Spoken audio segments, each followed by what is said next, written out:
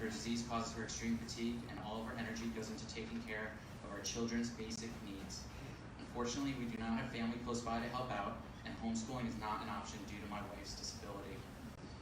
I would have no choice but to move my family out of the state so that my children can attend school, while I remain here in Connecticut to be able to provide for them financially. I fear that the stress of this entire situation will cause my wife to suffer a severe relapse, leaving her unable to care for our children. I have repeatedly heard legislators talk about how the unvaccinated are a threat to the immunocompromised. My wife was immunocompromised. This argument is severely flawed. In 2017, my wife underwent a stem cell transplant which involved high-dose chemotherapy. In her discharge paperwork, she was told to, quote, avoid contact with any individual who has had a recent live vaccine for 6 months, end quote. The reason for this is that live vaccines, like the MMR, chickenpox, nasal flu shot, etc., can shed the virus to others. I have attached this paperwork to my testimony.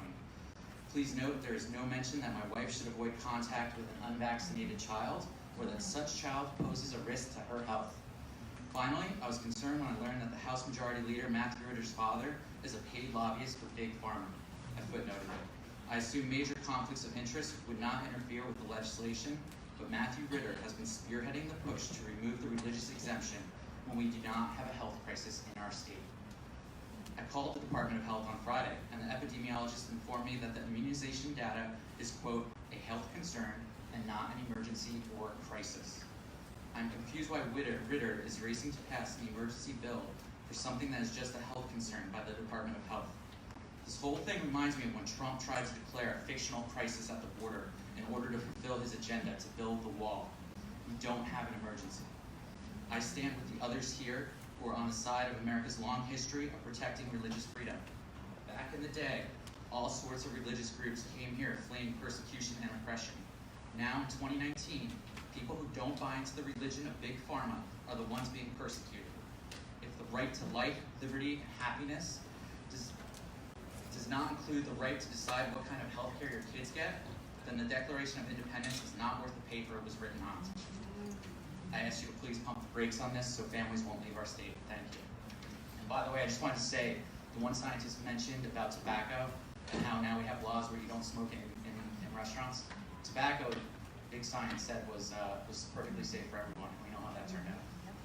Thank you. Fair points. I will say that it is my personal preference that we do not disparage legislators by name if we can avoid it. Sorry, I was just stating conflict of interest. I'm from the finance industry, and if I were promoting Apple stock, there would be a little disclaimer at the bottom of the TV saying, I own Apple stock. So that's all. I just think that. Maybe that's an innovation we can work on for that. Actually, I called the Department of Ethics, and they said they are working on it. They said any legislator whose spouse or dependent is involved in an industry like Big Pharma, they're working on a bill that apparently is going through the process right now to amend that. I asked about this situation, if you had a father who was a paid lobbyist for an industry, would that bill address that? They said no. And I thought that was an interesting thing. And they said, well, there's not a financial incentive. And I said, really? So you're going to inherit a lot of money from your father? That's not a financial incentive. So the lawyer for the ethics committee, the Department of Ethics, said right now they're not addressing that. Well, you're assuming that his father would give him money to give the will. Okay. Representative Harris. Thank you. Just a quick comment. That bill, ethics, people put that bill through every year. Doesn't go too far.